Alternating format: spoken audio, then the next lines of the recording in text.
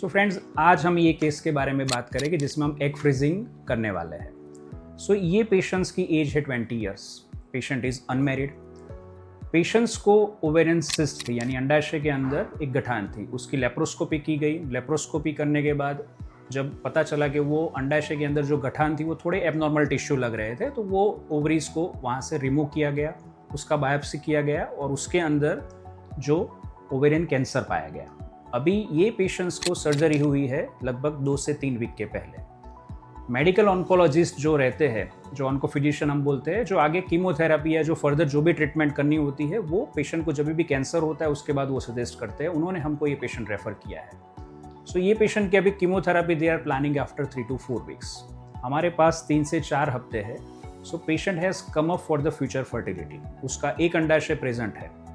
सो जब भी पेशेंट को कीमोथेरेपी स्टार्ट करते हैं तो वो जो प्रेजेंट ओवरी का भी फंक्शन जो होता है परमानेंटली डैमेज हो जाता है। ये पेशेंट्स को एमेनोरिया हो जाता है, मतलब उसके पीरियड्स भी बंद हो जाते हैं, लेकिन उसका यूट्रस रहता है।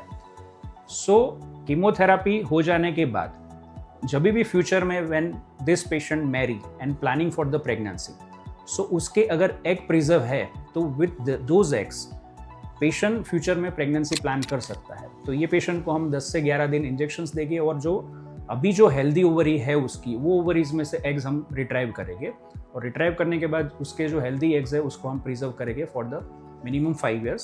और अगर पेशेंट आगे भी उसको प्रिजर्व करना चाहता है तो that we can do. So this is very important whenever in a young patient find that they have a cancer in any part of the body और उनके ओवरीज प्रेजेंट है और ओवरी रखी गई है, तो वो पेशेंट्स को डेफिनेटली एग फ्रीजिंग कराना चाहिए फ्यूचर फर्टिलिटी। वी अंडरस्टैंड कि अभी कैंसर को रिमूव करके पेशेंट को हेल्थ और पूरा कैंसर उसका जो है वो बॉडी में से रिमूव हो जाए, इट इज़ वेरी इंपॉर्टेंट। पर इमोशनली डिसीजन के साथ साथ फ्यूचर का भी देखना बहुत ज़रूरी होता है। तो इन सच पेशेंट्स में जब भी कैंसर है, कीमोथेरेपी वो पेशेंट्स को प्लान किया जाता है, तो before starting the chemotherapy patient must think for the egg freezing.